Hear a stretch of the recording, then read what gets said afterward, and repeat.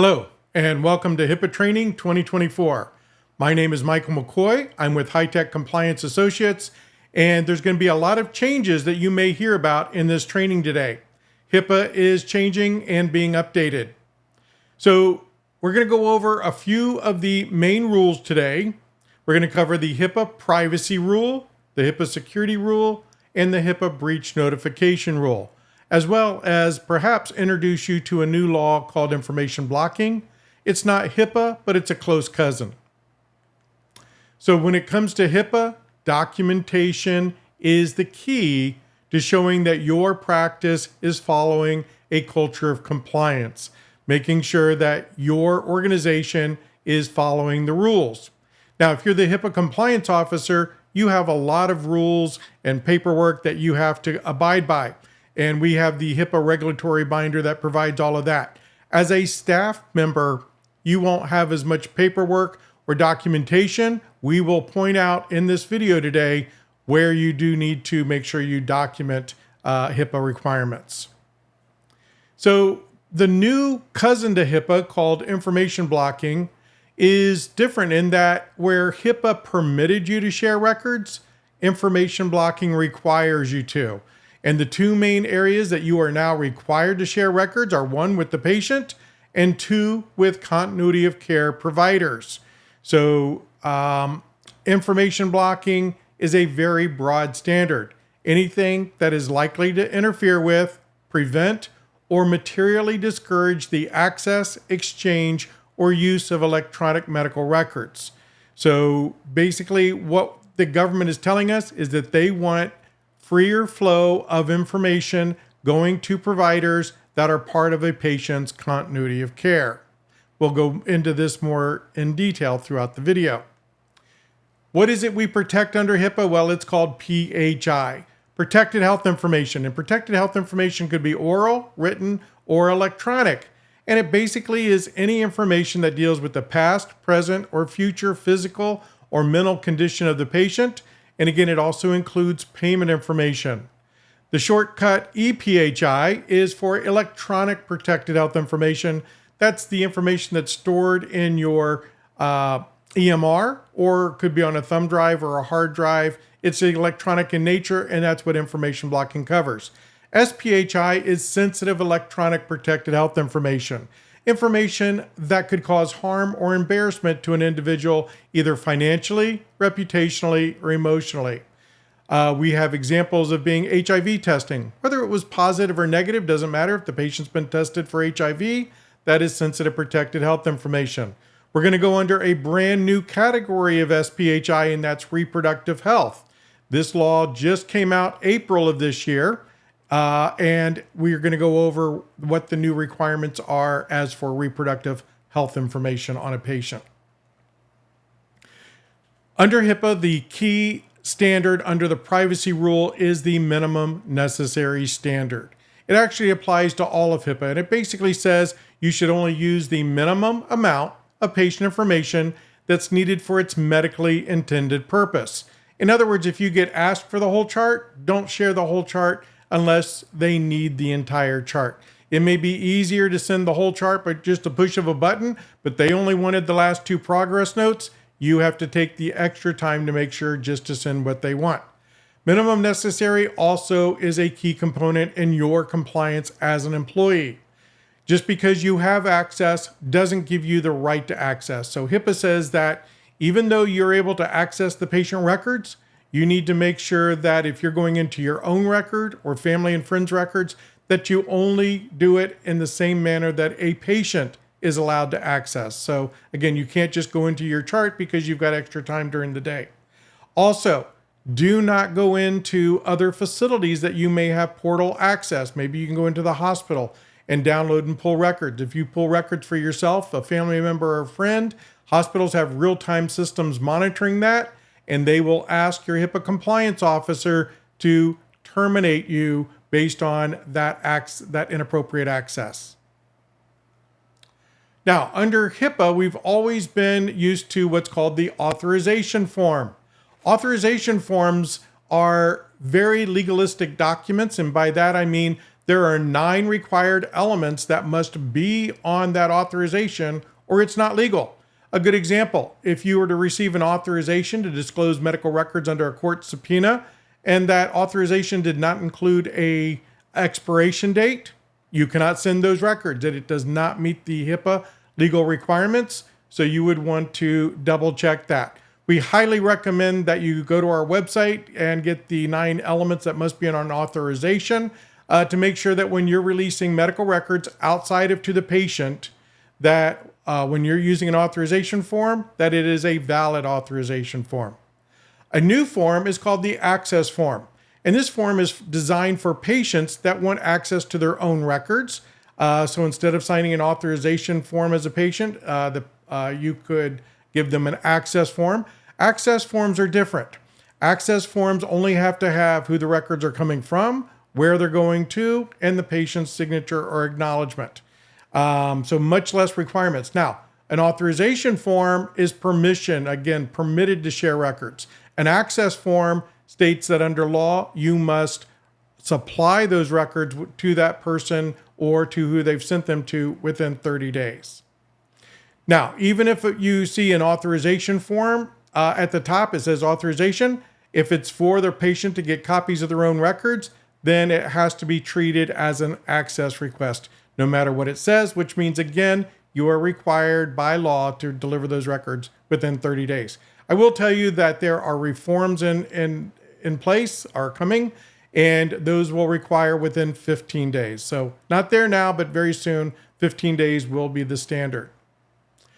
Now, HIPAA, the Office for Civil Rights, put out the Right of Access Initiative, and this guides how patients get access to their medical records, in what form and format, and what records they get, and how much you can charge for them.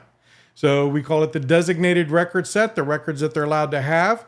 HIPAA's new guidance on pricing, which may be less and probably is than your state allowable, and that now overrides your state allowable. The form and format that they can receive those records, how you can request the patient come in to ask for those records, and the right to the patient to inspect those records. Okay, so the government put together this great little chart, and it really shows again how the patient is in control. They can request the records in person, via email, via mail, fax, phone it, or you can, of course, direct them to the patient portal. Once you fulfill that request, again, it's the patient's determination. Do I want you to mail it to me? Do I want to come by and pick it up, fax it, email it? Again, the patient gets to choose their method, not the method that you want to deliver it to them. Now, when it comes to the right of access, the patient, and this may be a change for your practice, gets access to the entire designated record set. That means all the records that you maintain. So in the past, we told patients, we're not going to give you the records from other providers. Yes, we've scanned them in, we have them, but you'll have to go to those providers. Not anymore. Now you have to provide all the records that you have on them. I also remind you that if you put in different things about the patient that you don't want the patient to see, this patient is difficult to work with, or don't let their husband back in with them, he'll make a real mess of things. That's all part of the designated record set and could be seen by the patient. So you want to be careful what you put into the chart. And when it comes to pricing of medical records, we have really 3 ways, but I condensed it into 2. So 1, you can charge a flat fee. That flat fee cannot exceed $6.50. Even if the postage is $10, you can't say, well, we're going to charge the flat fee. Postage is $10, we're going to add that. No, flat fee, $6.50, that's it. The other method is either the actual cost or a worksheet using the average cost. So we put together an average cost worksheet to where, if you can see that over on the right, if it was like 52 pages, I can see that I can charge for the HIPAA allowable labor that I can charge $15.39. I can charge 16 cents per page for paper and toner. If there are those mailing cost or postage, I can add that. I can add that all up. I can go over the $6.50, but I have given the patient a worksheet on how we came up with that HIPAA allowable cost. So do understand that if you charge over $6.50, make sure you provide this worksheet to the patient. Now, one of the things we've seen is one of the rights that patients have is to request their records in digital format for those records that are kept digitally. And they can send them to a PHR. And especially with patients that have chronic conditions, we see them using this a lot, where instead of having to go to different providers, they just get all their providers to send their medical records to this one location. But it's also being used by attorneys to avoid getting the state allowable charge for patient records. They want these new lower patient rates. So they will set up a PHR, have the patient direct their records there, which is perfectly legal, and you have to do that. But a lot of times you'll see that certification of records. That's when you pretty much know it's an attorney, because once they need that certification in order to use the records in court. So if you see that, I would definitely check with the patient. If these are for attorneys, again, you can charge those higher rates.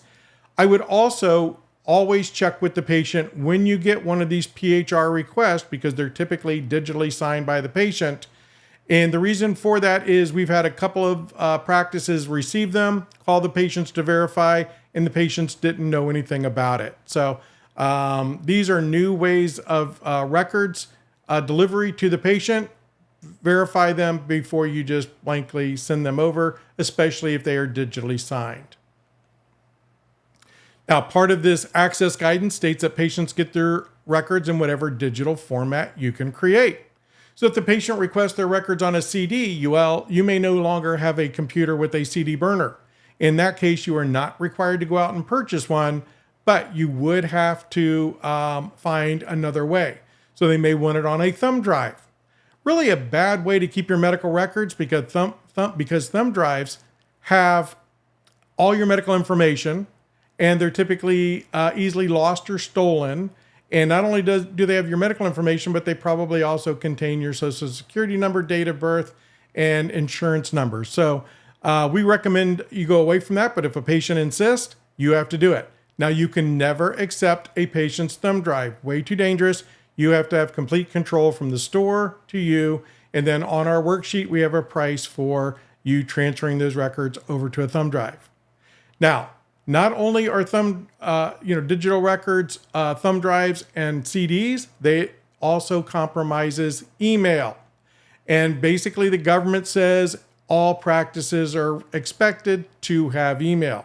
I've got a lot of practices that tell me, well, we have email, but it's only for us to use. We don't send patient information, so we consider ourselves not to have email. Nope, government says you have email. And patients have a right to request their records to be sent to them via email. Well, the one thing we have to do here is warn the patient. Mr. Patient, these records could be seen or intercepted. Do you accept that risk? They say yes. Well, we've got this nice little email notice that you can put onto the email to show that the patient agreed to it. So again, remember that patients have the rights to get their records however they want them. I would also, when emailing, make sure that they email me so I can reply to that email so that we do not have a breach of that patient's information by sending it to the wrong email address. Now, under HIPAA, we can, under our policies and procedures, state that for a patient to get access to their medical records, they have to come into our office and sign our authorization or access form.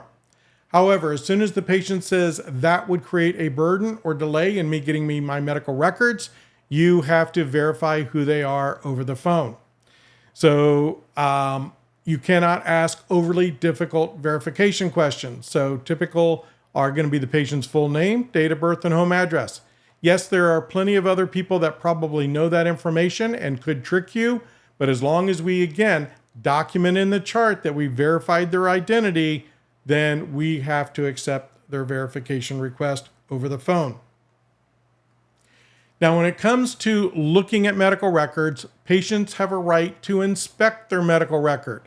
That means that they have a right to see the medical record exactly on your EMR as you do. Under the current standard, you have up to 30 days to honor that request. So just because I'm in your office and say I want to see my record doesn't mean you have to accommodate me right there and then. Maybe in a bad time for your practice to tie up a room or a computer, but within 30 days, we do have to honor that. Can you leave that patient alone? Absolutely not, because that search bar up in the right, they can easily go into another patient's record.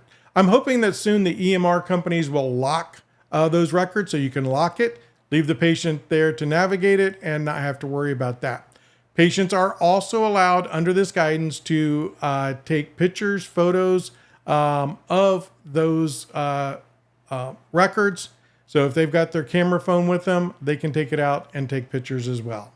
By the way, this has been a right for a long time, for over a decade, and you probably have never had a patient come in and request it. They don't know about it, and they are very rare to request that, but that is your right under HIPAA to inspect your medical records.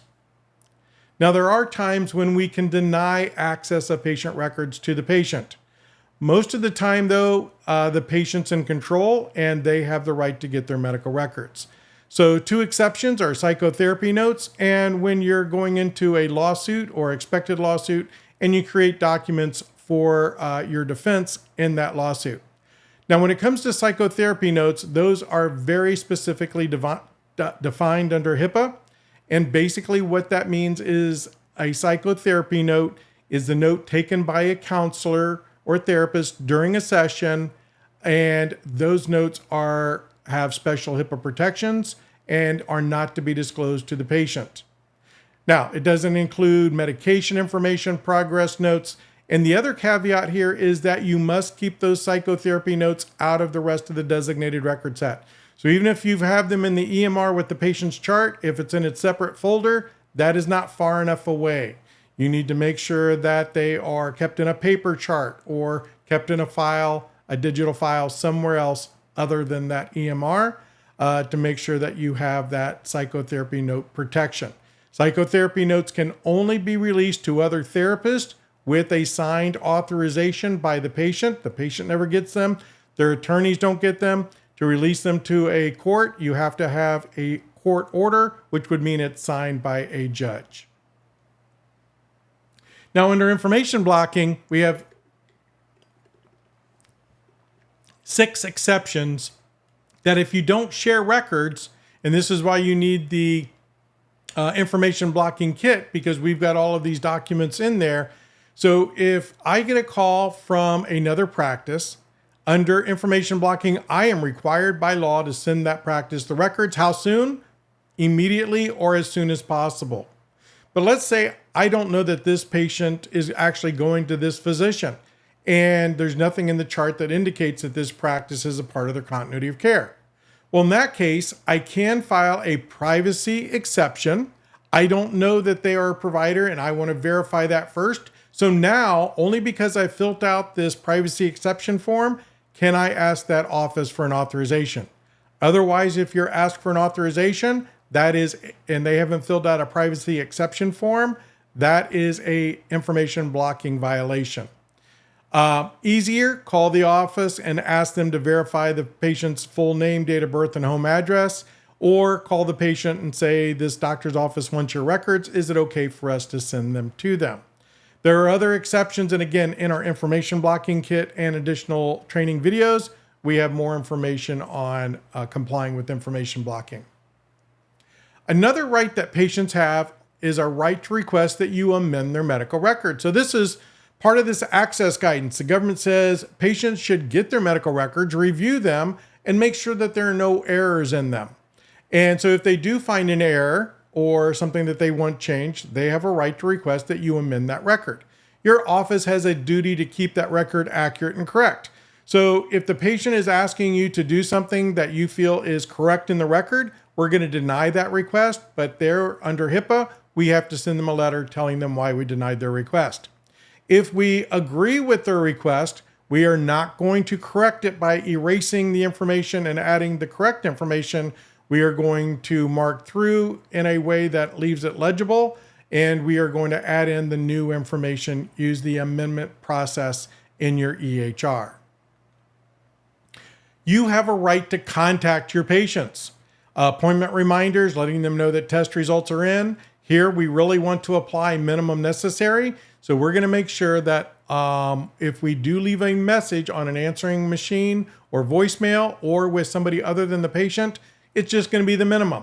We're just calling to remind Michael of his appointment with us next Tuesday at 2. That's it. Well, what's he coming in for? Nope, I'm sorry. You'll have to ask the patient that information. Patients have a right to request confidential communications, though. I don't want you to call me at home. I don't want you to call me on my cell phone. I don't want you to send any statements or invoices to my home. I have that right as long as I give you a reasonable method of contacting me. Here's my P.O. box. Here's my work address. Feel free to send whatever communications you have to me at that location. Very rare request, so you want to flag this because otherwise the other employees may not notice it. Patients have a right to request restrictions on who you share their information with. Now, this is reviewable by your practice. And so if the patient says, I'm no longer going to this physician's office, I don't want them to get any of my medical information, that's up to you to decide, well, okay, they're not going to be going there anymore. There's no reason for them to get this information. So we're going to agree to that request. Or we could decide, no, we still need to share records with that practice to provide the best care for the patient. So we're going to deny that request. The only request that you are required by law to adhere to is if I come in, tell you I want to pay you out of pocket for a test, an exam, or procedure, and I don't want my insurance company to know about it, I have the right to pay you out of pocket and tell you not to notify my insurance company. Now, just because I come in and it's easier to pay your fee rather than go through my insurance, I've not asked you not to notify my insurance, so that would not be required to keep that from them. HIPAA gives patients a right to an accounting of disclosures. Again, 14 years of doing HIPAA, and never have I had a practice tell me that this is something that's been requested.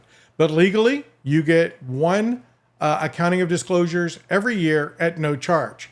Now, the good news is that an accounting of disclosures is only for things that fall outside of treatment, payment, or healthcare operations. 99% of all your disclosures are going to be for one of those three purposes. So what's the example? Well, a court subpoena. That is outside of treatment, payment, or healthcare operations. So you would have to tell the patient that 2 years ago, we got a valid court subpoena and released your records. So other than that, that's what we have to do. Remember that this is also a requirement for your business associates. So HIPAA compliance officer, it should be in your business associate agreement that business associates will maintain that list as well. And again, you have to go back for a period of 6 years. Now, just this year, the Office for Civil Rights put out additional changes to what they call Part 2, the Substance Abuse Disorders Rule, or SUD.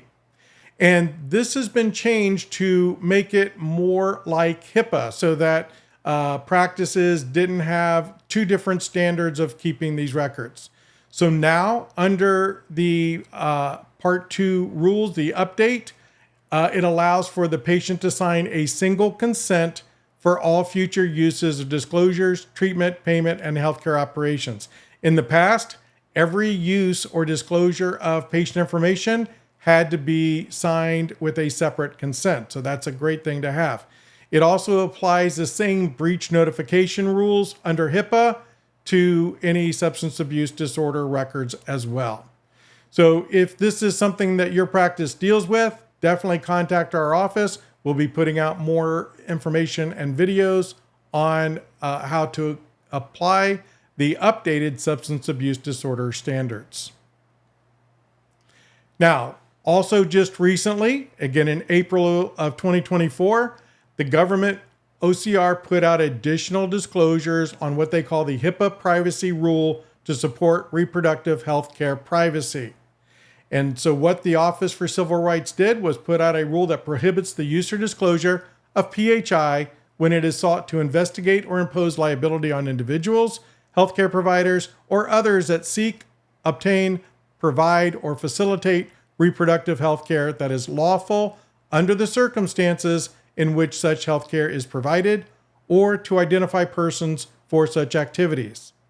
It also requires a regulated healthcare provider and their business associates to obtain a signed attestation that certain requests for PHI potentially related to reproductive health care are not used for the prohibited purposes, and requires regulated healthcare providers to modify their notice of privacy practices to support reproductive health care privacy.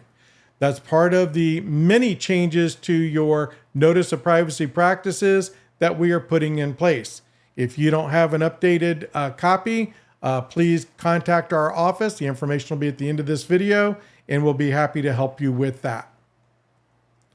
Now, another big part of HIPAA is talking with family and friends. And a lot of us have been trained in the past that if they are not on that confidentiality list, I cannot share any patient information with those other persons. But that is incorrect. And HIPAA does state that you can, in your professional judgment, apply what you feel is the best interest for the patient. And that way you can share health information with those involved with their care.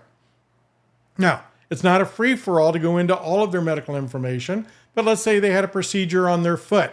It would be a time where you could say, please make sure they keep their leg elevated on the way home. They need to make sure that they take this ibuprofen because it'll help with the swelling, even if they're not in pain. So when you're talking with family, friends, or healthcare providers, ask permission from the patient, or just discuss it in front of the patient. Give the patient the opportunity to object. So you could go into, they need to keep their leg elevated, and then when they get home, oh, stop. This is my neighbor. He's just driving me back and forth. He doesn't need to know the rest of my medical information. And there, we're always going to comply with that patient's request. If the patient is incapacitated or otherwise, not in their right mind, remember that just because you have a little bit more freedom, do not do things that are inconsistent with prior objections. So this patient doesn't want their son to know any of their medical information.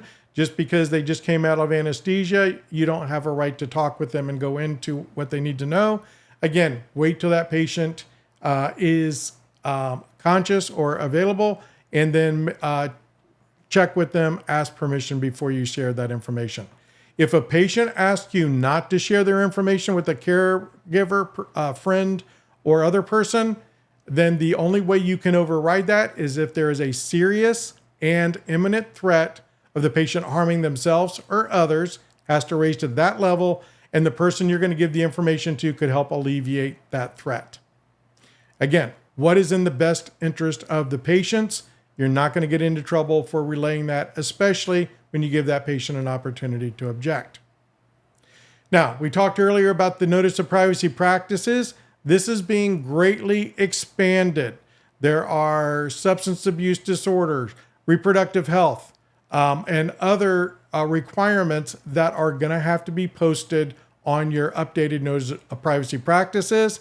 Again, when that happens, and you do need to make sure that this is in your lobby and on your website, please contact us. Well, again, we'll be happy to help you put together your updated notice of privacy practices. Because of the changes in your individual conditions, they will all have to be individualized to your practice. Notice that at the bottom of that notice is a statement that says you have a right to file a privacy complaint. And patients have been in record numbers, on average 142 complaints per day. So when you feel a patient may be upset or feel that their rights were violated, try to handle that in-house. Much easier for you to get the patient satisfied rather than having to go through an OCR audit. Remember that you cannot dismiss or retaliate against a patient for filing a complaint. Now I want to focus our attention on security, and security truly is everyone's responsibility. Hackers have laid siege to U.S. healthcare, and the lessons we're going to go over today for you at work will also protect you at home. So pay close attention to email return addresses. We're going to go through that. Using complex passwords is one of your absolutely best protections. Weak passwords, I guarantee sooner or later you're going to be harmed financially or in other ways because your system's going to be compromised.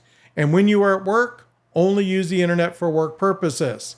Things that must be done at your office are least privilege. In other words, you should only have access to the information that you need access to.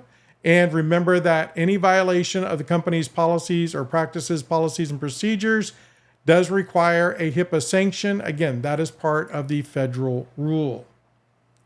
So you may have heard of this, think before you click. And this is really important because one click is all it takes for you to let a cyber criminal onto your computer and into your entire network. Never disable your security controls. I've seen practices get hit with malware because somebody disabled the antivirus or turned off the firewall. Do not install screensavers or other programs without prior approval. And again, just because you work there doesn't mean you can bring in a thumb drive and plug it into the computer, maybe put your kids' photos on there. The reason being is that you may have something malicious on that thumb drive and not know it, and now infect the entire network. So always use your common sense, trust your gut feeling. If it feels too good to be true, it probably is. That's that email coming. All we want you to do is answer these 2 questions. You do that for us, we're going to give you a $50 Amazon gift card. Nope, sounds a little bit too good to be true. It probably is. Not going to be something you should be doing. Now, why are medical records targeted? Well, because of their value. Simple, plain, and easy. Medicare fraud, a huge problem. We'll talk about that at the end of this video. Identity theft, and also practices are facing ransomware, where the cyber criminal gets on, locks your files up, and demands a ransom, usually $100,000 or more. I understand that Change Healthcare, I think, paid $18 to $20 million to get access back to their records. So it's the money and it's very profitable. So they're going to continue coming after you. So consequences of a successful cyber attack. Here, I like to remind employees that if they get on your network, they're going to get into those employee files. Why? You guys are great victims of identity theft. You have a job and they're going to use that information to open accounts in your name, or do other financial fraud. Damages to the practice reputation. If you have to report that you were a victim of a cybercrime, it really takes a lot to get your reputation back. Again, Medicare, Medicaid fraudulent charges on credit cards, all kinds of bad things happen. So again, pay attention. So once a computer's been compromised, remember that hacker can view the screen. They can turn on your cameras. They can turn on your microphones and listen and watch you. As you go to your banking, they can steal your credentials as you type them in. And again, any important documents or paperwork on your computer, they would have access to as well. In fact, cyber criminals typically have the capability of elevating their privileges. They may be able to get to more on your computer than you can. So the number one form of attack is phishing because it's been the most successful. So phishing is them sending you an email to try to trick you into opening an attachment or clicking on a link or otherwise giving them valuable information. So one of the things to always look for is, does it have a sense of urgency? Does it ask you to complete a survey? Does it ask you to unsubscribe? If you did not subscribe in the first place, never click that unsubscribe, because what that's telling the cyber criminal is, hey, this is a monitored email account, and they're just going to sell that as, hey, we know that this one's being monitored, so they can sell your email address to others for even more money. Invoices of something you did not buy are probably the most popular ones that I see. I think yesterday I got about 8 of them. So do understand that they're always out there. They're always coming up with new and better ways. And with the advent of AI, artificial intelligence, their emails are getting more and more difficult to notice because there's no more misspelled words. And they also don't have that bad grammar. It sounds like, again, the person is speaking English. Okay, so here's the way to respond or look at email. The first thing I do is when I see this from my bank, I need to reactivate because they've suspended my account. So there's a sense of urgency. So it's coming from my bank, Bank of America, but I look in parentheses and that's always the one to look at. grouppharma@grouppharma.com.ec. Well, I know that Bank of America is going to send me an email from bankofamerica@bankofamerica.com. The other thing on here to notice is that .ec. The two initials after the .com or .net are a country code. This email is being redirected to Ecuador. So again, look at that return email address, realize that there's a sense of urgency, and don't open it. At best, just delete this email. Next, here's another one with a big sense of urgency.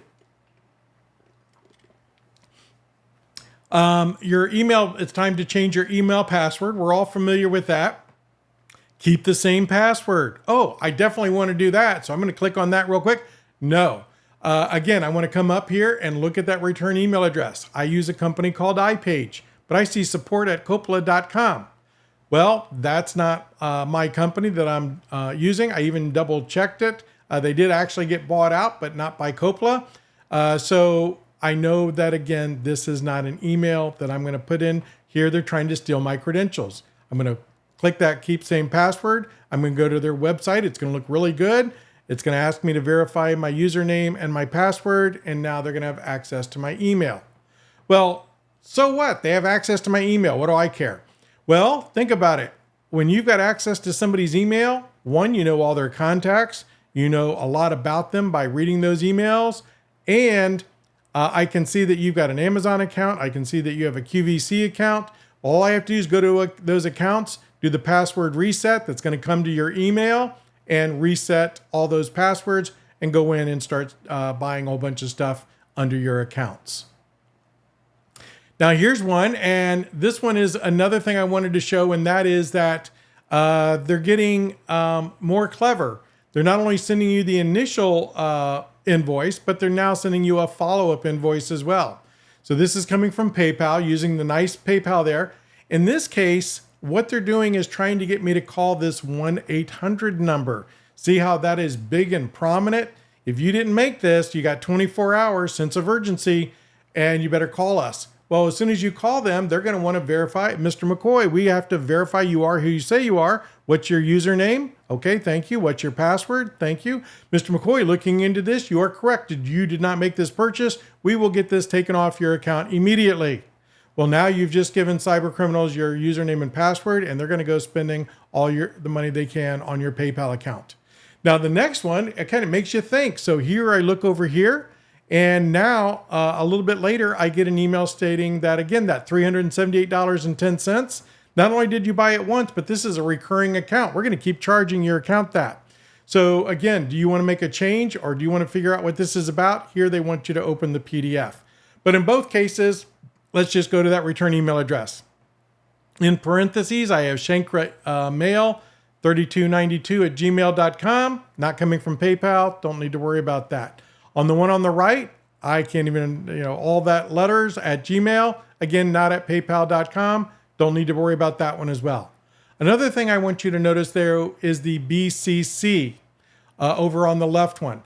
That means that this was blindly copied to maybe 10, maybe 100, maybe 1,000 other people. And I know how to unmask that. So I unmasked it, and I had 6 pages. These were all the email addresses that one email was sent to. So when you see BCC, you know that this was a massively sent out email. Kind of blurred out the names because I didn't want to have these people more infected. But again, once you click on that unsubscribe, your email is going to go on one of these lists as well. So again, that's kind of how they make money. So here's one. You want to get paid using Facebook, Twitter, or YouTube? I also get probably about 4 or 5 job offers per week.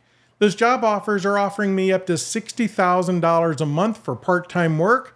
Sounds too good to be true? Yes, it is. They may be, from another country, and we need somebody in the States, so we're willing to pay you a lot. You don't even have to leave your full-time job, and we'll pay you this great money. Here, hey, you're on Facebook and YouTube anyway. Don't you want to get paid for it? Just give us all your information, and we'll sign you up. No.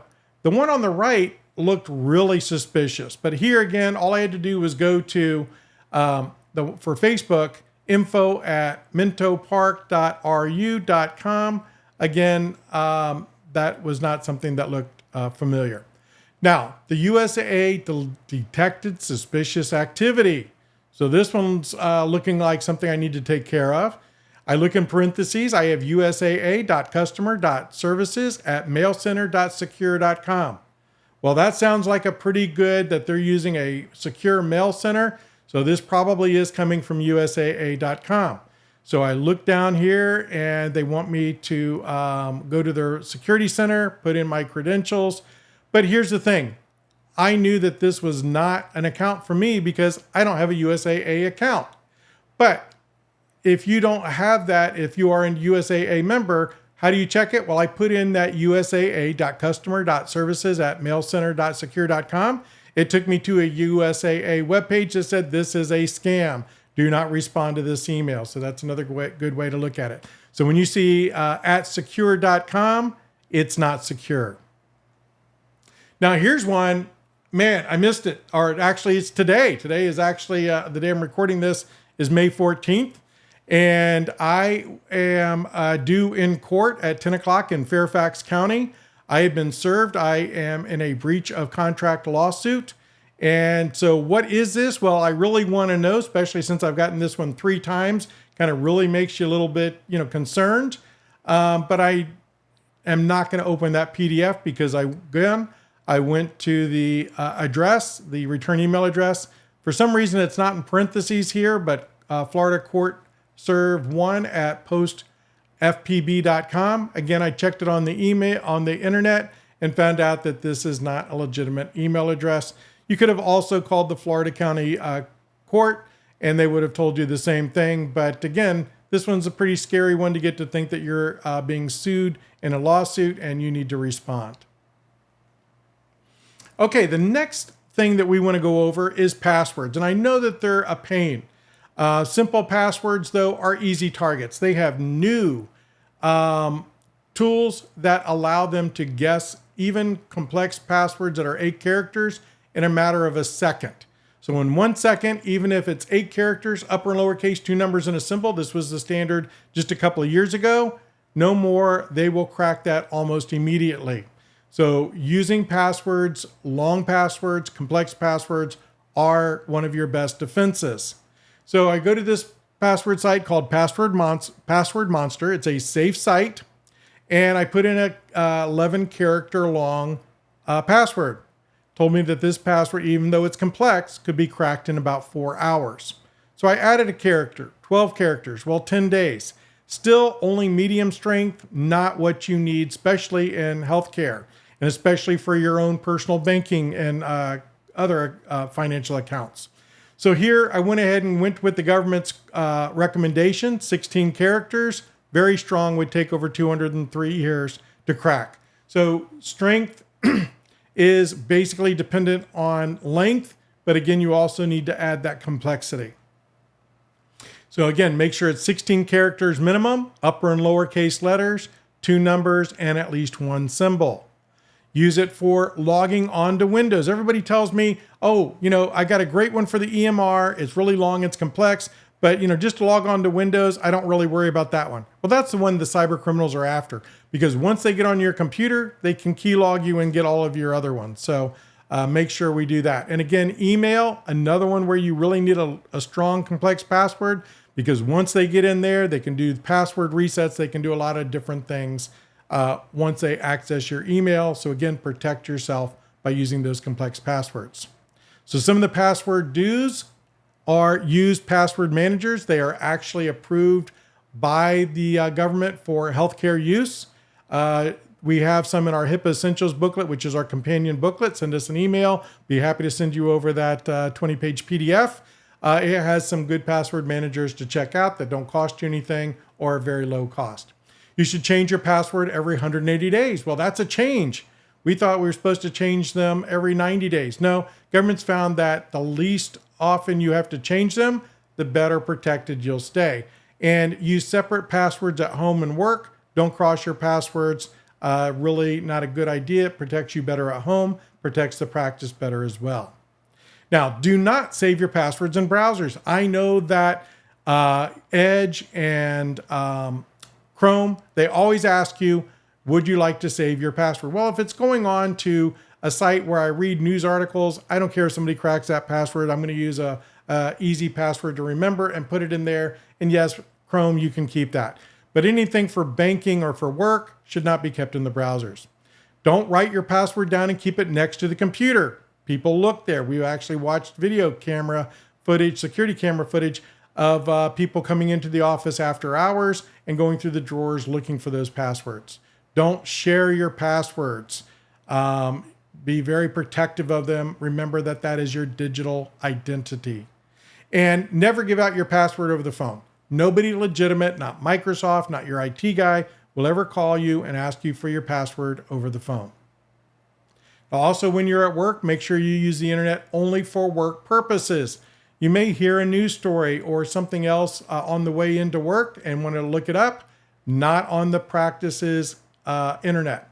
And the reason is that it's just too dangerous. There are too many fake websites. There are too many websites that are compromised, and they're typically news, shopping, celebrity websites, social media. And the most dangerous thing you can do is go to your own personal email, that Gmail or Yahoo account. Way too dangerous. If you open something there that is malicious, it's the company network that gets done. Now, when you are at home and you're doing more web surfing, to keep yourself safe, use a good antivirus. Don't depend on Windows Defender. It's a great antivirus, but it doesn't protect you from some of the other things that a BitLocker or a Malwarebytes Pro or some of these others can do. Use the antivirus. You can get it from Newegg. Any of these ones I just named, or any of the commercial grade ones, they give you a lot better protection. And usually you can buy for 5 or 10 computers for $40 per year. Well worth that investment to help protect you and your family from the cyber criminals. Again, they're after you as well, not just businesses. We also want to remind you that you probably get a lot of smishing attacks. That's where it comes across on your phone. It's a text message. I don't know what this is. They want you to click it out of curiosity to see what this is. Don't do it. Just delete it. And if it says, again, text stop to stop these messages from coming through, don't do that either. Just delete them. So common scams. Well, awareness is key. You really want to make sure that you keep yourself up to date because, again, they're always out there. They're always coming up with new and better ways. So payment scams, employment scams, fake websites that they try to get you to go to, employment offers. Again, I've been seeing a lot of those. Romance scams are very popular with the over 60 crowd. Charity, debt relief scams, lottery scams, online merchants, again, those invoices, and again, business email where they try to compromise your email account. And remember that one of the new scams that they have is, and you may have seen this on some of the TV shows you watch, now with the artificial intelligence information, if they listen to your voicemail and it's 30 seconds long, they can clone your voice and they can call and pretend. So if you get a call from somebody and they ask you to do something that is out of character for them, double check before you do that because we've seen a lot of this happening in healthcare. So protect yourself, guard against viruses and other malware, update your computer on a regular basis. That means make sure that your Windows software is up to date, that your browser software is up to date. Again, get that extra protection with commercial grade antivirus, not just the free virus that may have came on your computer. Back up your files. Backing up your files is the best way to protect your data. And make sure that once you back it up, unplug it from the computer because if it's plugged in, the cyber criminals can get to it. So if you're downloading some photos and you don't want them destroyed, put them on the hard drive, unplug it, and then when you need to add more photos, go there. That way you'll always have a good backup. Use encryption when you can. Windows Pro versions has what's called BitLocker. Doesn't cost you any extra with the Pro versions, and always turn that on. All medical practices, I recommend all computers, both laptops and workstations, have BitLocker turned on. And always make sure that your Wi-Fi is safe as well. Use complex passwords there, and always change that default password. If it's not your IT guy, if it was Spectrum or any other service that came in to put in your Wi-Fi, change the default password. You can watch a quick YouTube video to learn how to do that. It doesn't take much. and you will be much more safer. Realize that security cameras and any other wireless devices that you put onto your Wi-Fi network are access points for cyber criminals. So any device that you put on is going to have a default password. Make sure that that default password is also changed. If you work from home, again, some of the same precautions. Make sure you patch and update your computer. This should be monitored by IT on a regular basis to make sure that you're fully up to date. Again, never bypass antivirus or other security measures that have been put into place. All of the information that you use when you're on a computer stays in RAM. So after you complete a session, especially if you were in patient records, you should restart the computer so that it wipes it out of that RAM memory. Make sure your computer is physically secure as well, so that it does not get stolen or accessed inappropriately. Again, change those passwords. A reminder that email, when it goes other than to the patient at the patient's request and they've been warned that it could be intercepted, any other email of patient information must be encrypted. If it's being sent to an insurance company, if it's being sent to another provider, it must be encrypted. If you do not know how to encrypt email at your practice and you have patient information to send, get with somebody in your practice that can teach you how to do that. And remember, a lot of people tell me, well, we delete it afterwards or whatever. Remember that when you send an email, it stays in your sent folder. And if there's PHI, that's an easy access point. That's why you can't use a Google or a Gmail for sending patient records. Never send them through a free Google or Yahoo account. Understand that HIPAA requires that your access to the medical records be monitored. So that is a function by the HIPAA compliance officer to check and make sure that you're going into the system during your appointed hours, that you're only going into the records that you're supposed to. Are they looking for a bad employee? No, not really. What we're looking for is that somebody may have compromised your credentials, given themselves elevated privileges of remote access, and are going into the system at 3 o'clock in the morning. The only way that you're really going to find that is if you've got HIPAA compliance officer that's monitoring these, looking for that, being proactive, looking for bad things to happen. So you may get a couple of questions. No, they're not looking over your shoulder. This is a HIPAA requirement that they all have to do. As an office manager or HIPAA compliance officer, if you don't know how to do this and document it, again, please call our office. We'll be happy to go through that with you. Now, social media is a HIPAA violation. If we respond to a patient's social media in a way that identifies them as a patient. So it doesn't matter what the patient can do. The patient can put on there all of their medical records. They can post them all and say bad things about you. As soon as you respond, I'm sorry you had a hard time at our office, that's an average $40,000 fine to your practice. So we can respond, but you have to do it in a way that does not identify that the patient is a patient. So, again, if you feel you need to post a response, please call our office. Again, we can help you do that. And don't mix work with personal posting. I've had some employees in the past who take information from the medical records, don't realize that they're actually identifying who that patient could be and posting information that they shouldn't be posting. So do not take information from work and use it for your own personal post. Now, a HIPAA breach is something we all need to know about.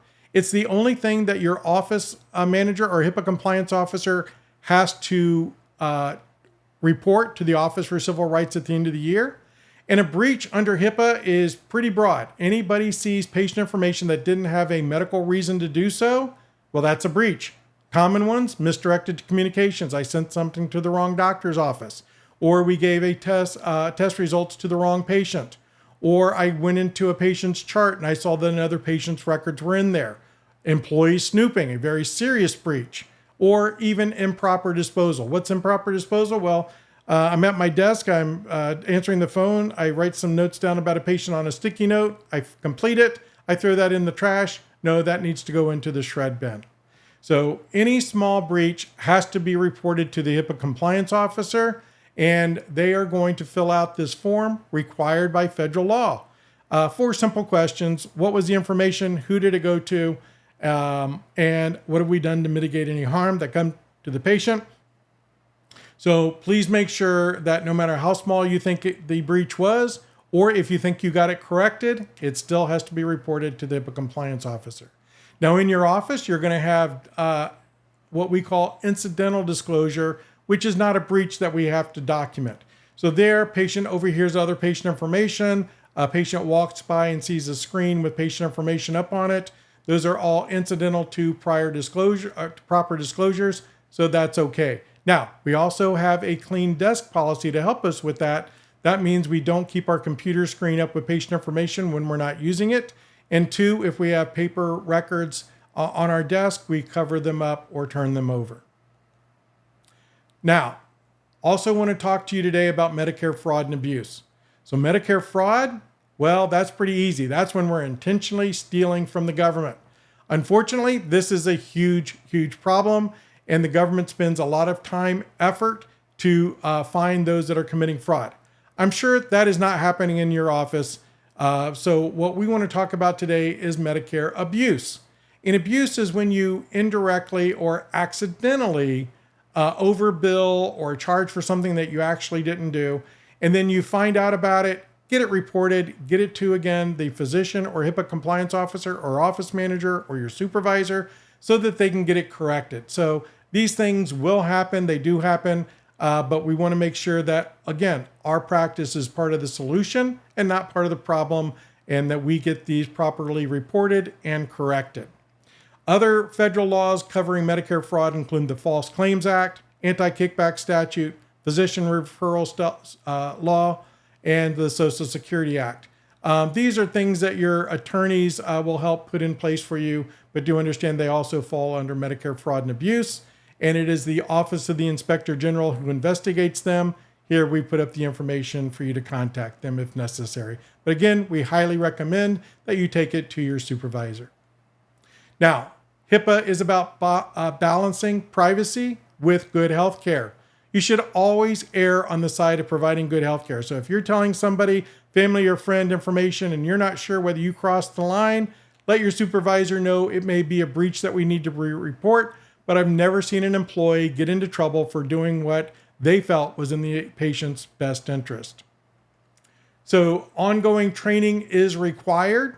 So this is not your only HIPAA training for the year. Again, because of the impact of breaches that are occurring from cyber activity, we want to make sure that not only are you trained once, but that we have ongoing training. We do provide ongoing training for you as well. Again, contact our office. Here's our information. If you would like to get a certificate that you watched this video, happy to send it to you. We are going to send you a 10-question quiz that you're going to have to answer so that we can verify that you watched the video, but then we'll be happy to send you this certificate of training. And we have additional training videos if you want to learn more about Medicare fraud and abuse. We have those videos, information blocking, full set on those, cybersecurity training, get even more cyber hygiene training. And if your practice is doing telehealth, we have good training there as well. If you are the HIPAA compliance officer, again, please contact our office. We have this very innovative new interactive PDF training, and it counts as your required ongoing training. It's designed to be done in about 15 minutes and support this. So we highly recommend that 3 months to 6 months after you complete this video for your staff, that you also do this. And again, we feel so that training is so important to your HIPAA compliance that we offer these to you for free. So I want to thank everybody today. Please sign up. We're also starting a new service called HIPAA News.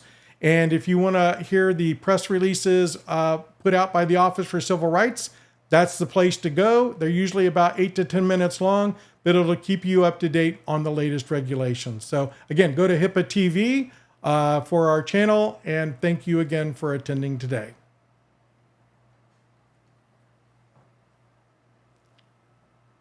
With HITECH Associates, a real person works with your practice to complete your HIPAA documentation. We are not selling a software program. We are your compliance partner. If you are interested in making sure your organization is protected before it is too late, please go to HIPAAcompliancekit.com, linked below, to learn more about our services. We offer a free, no obligation, 30-minute consultation with your practice, and we'll send you a compliance report card based on that call. Thank you for watching. If you learned something, please like the video and share this video with your colleagues.